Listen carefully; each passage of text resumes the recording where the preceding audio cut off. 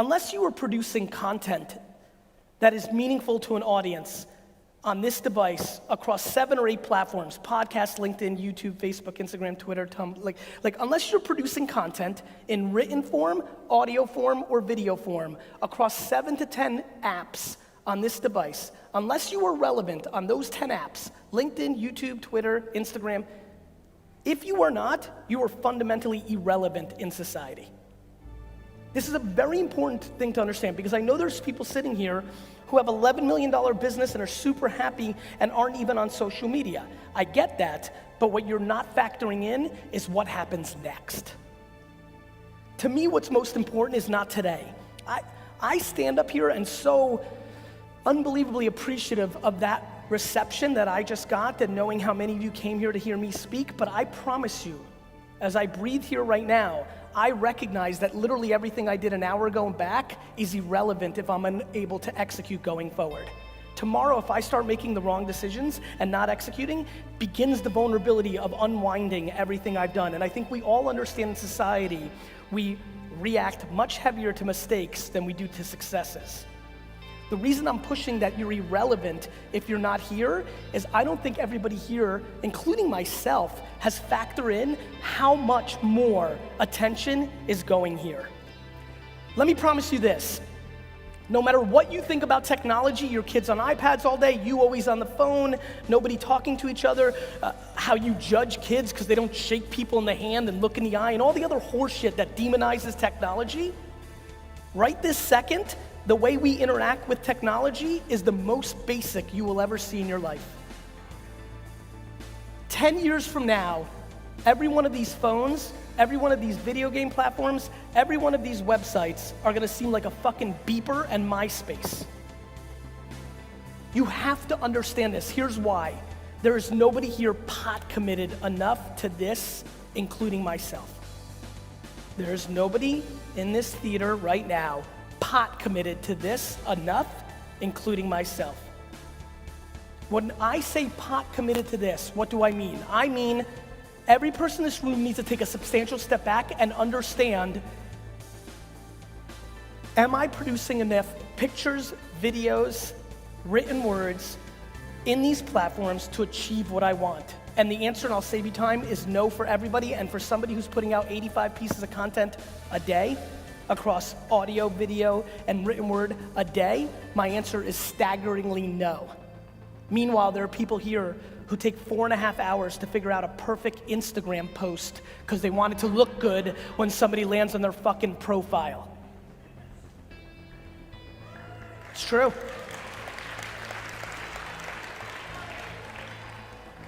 The quickest gateway, the quickest execution for everybody here to get whatever the hell they're trying to get out of here today is to produce content on 10 websites.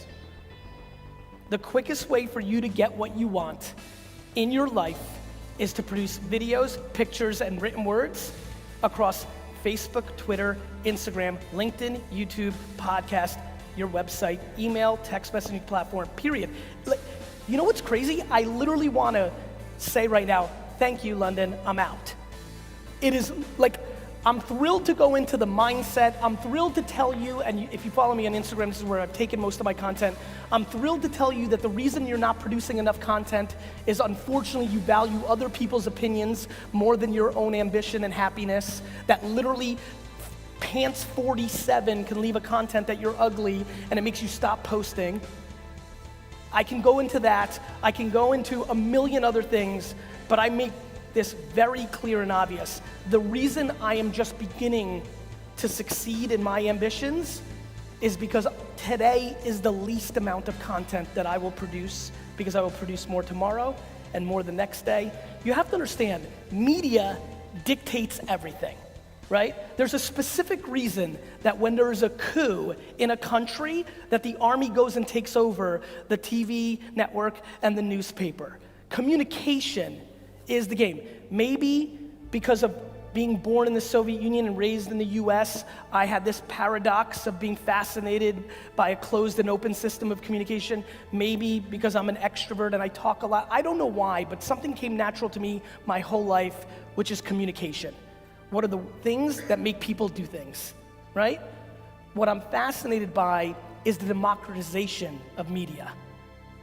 What I'm fascinated by is that everybody here, how many people here have been following me for more than 1 year? Raise your hand. The fact that 90% of this audience knows that all I want you to do is run Facebook and Instagram ads and you still aren't, makes me want to punch all of you in your fucking face. I mean, literally all I've been asking you to do for the last 2 years is run Facebook and Instagram ads, and you faces still aren't.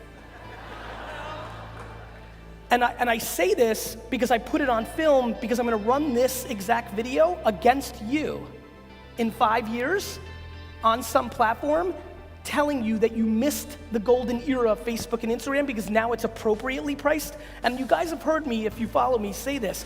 I regret that I wasn't able to build my dad's business bigger because I didn't spend enough on Google. I didn't spend enough. I had it figured out. It was called Google AdWords. It was working, yet I still was doing newspapers and direct mail and radio and television because I didn't understand the context of the moment that I was living in. I didn't have enough experience to know that I bought something so good, so underpriced, so scalable, that I didn't squeeze the fuck out of it enough when Google AdWords was the best. If you follow me, you've heard me say that Amazon was the #1 spender on Google AdWords in those early days, and literally used that underpriced attention to be what they are today. I want you to spend on Facebook and Instagram because there is a possibility that never in our lives again will you be able to get in front of people at that cost. Let me just say it one more time because I really need you to understand it. This, right now, and this is why I yell at myself, for the $50 or $80 or $100,000 of my own money that I spend on ads on these platforms to continue to build brand, the truth is, I should spend more. And this is not a joke. If I didn't have such a high expense to run my lifestyle because I have a family that's fancy now, let me make it more basic. If I was single right now, I would literally go move in back with my parents just so I had more money to run on Facebook and Instagram ads. I'm gonna say it one more time. We have never lived in a time where brand was this underpriced. Let me explain. What is the biggest difference between me and a lot of people that look like me, or me and the companies that I work with and I get them there? It is the fact that I do branding, not sales. Branding is different than sales. I love when people come up to me like, Gary, I'm a marketer. I'm like, cool, what do you do? Well, I am affiliate marketer, and it's, conversion-based, I'm like, you're a salesman, bro.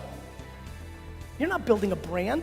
You have 747 URLs that you do landing page optimization against, and you convert, and that's amazing. Being an affiliate marketer is amazing, other than the fact that it should be called an affiliate salesman.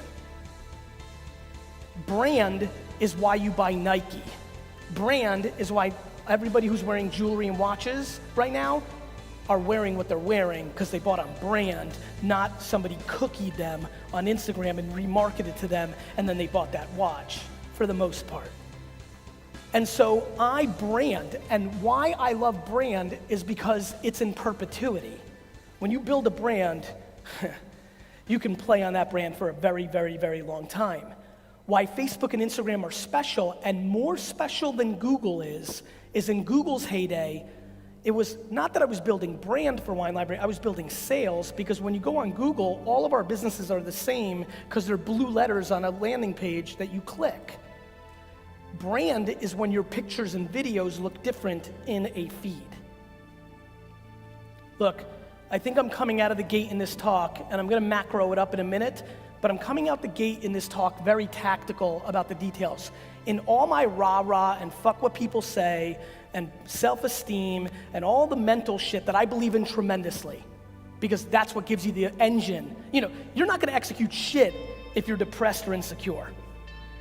So I believe in it, but I'm putting it on a shelf, UK. I'm putting it on a shelf with you right now because an event that is so heavily marketed against me, knowing that you've heard a lot of this, I need one thing. I need 2 people to leave here who've been hearing me pound them in the fucking face about running ads on these 2 platforms to finally say, fuck, it's enough, I'm gonna do it. And watch this is very, very important. And please don't bullshit, raise your hands. How many people here have run Facebook and Instagram ads and it has not worked for their business? Raise your hands. Raise it high. Me too, because not every execution works. Not every execution works. It doesn't mean it's not ROI positive. The ROI of a basketball for me is $0. It's $1 billion for LeBron. Just because you didn't execute Facebook or Instagram properly doesn't mean it doesn't work. It means you suck. Attention is like real estate. When Malibu beachfront property or property and buildings in shortage 20 years ago go up for the market and you buy it at the right price and then the market changes, you win. The attention on this device and the platforms is going to change very soon. You are a very unique group of people that feel that the Pied Piper of this opportunity is worth spending an afternoon with, or 2 days, or an hour, or what have you. It devastates me that you even pay attention to me at all and don't execute on the biggest gift that I'm trying to give you. Just because somebody has 800,000 followers on Instagram and you pay them $1,000 and somebody else has 40,000 and they want $1,000, I'm surprised how basic people are and they think the 800,000 is the better deal. I understand, it makes sense, the math is pretty clear, but a good affiliate marketer can tell you the conversion's gonna really matter. If you're trying to sell something, whether it's a service or a product, I couldn't push you harder to get into the culture of DMing influencers that you think may represent your brand properly or just have big audiences and start asking them what they would want for them to post about your B2B SaaS product or your new app or your hula hoop or your fucking cool t-shirt or whatever it may be. All I ever think about, I'm very basic. I keep shit super simple on supply and demand. I overlay attention and then culture, what's happening in it, and that becomes me, and I will always do that. No question, the other territory that I'm completely blown away by is influencers. Super underpriced, potentially super overpriced, but not allocating a couple $100, a couple $1,000, tens of thousands of bucks, depending on the size of your business, and putting it into that tunnel and that funnel and tasting it for yourself is a huge missed opportunity.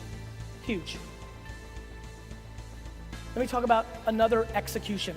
I'm really excited about how tactical I'm getting today. Pre-roll YouTube. How many people here consume videos on YouTube? Raise your hands. Cool. Pre-roll YouTube. There's a way for you to segment and target people based on what they searched on Google and then pre-roll them based on what they're doing on YouTube. Meaning, there's a segmentation that allows you to target every single person that searched open houses in downtown London. If you're a real estate agent selling in downtown London and he's searching open houses in downtown London, but then 4 hours later he goes to watch Arsenal videos on YouTube, your pre-roll can show up first based on the context and data that that person created in YouTube search.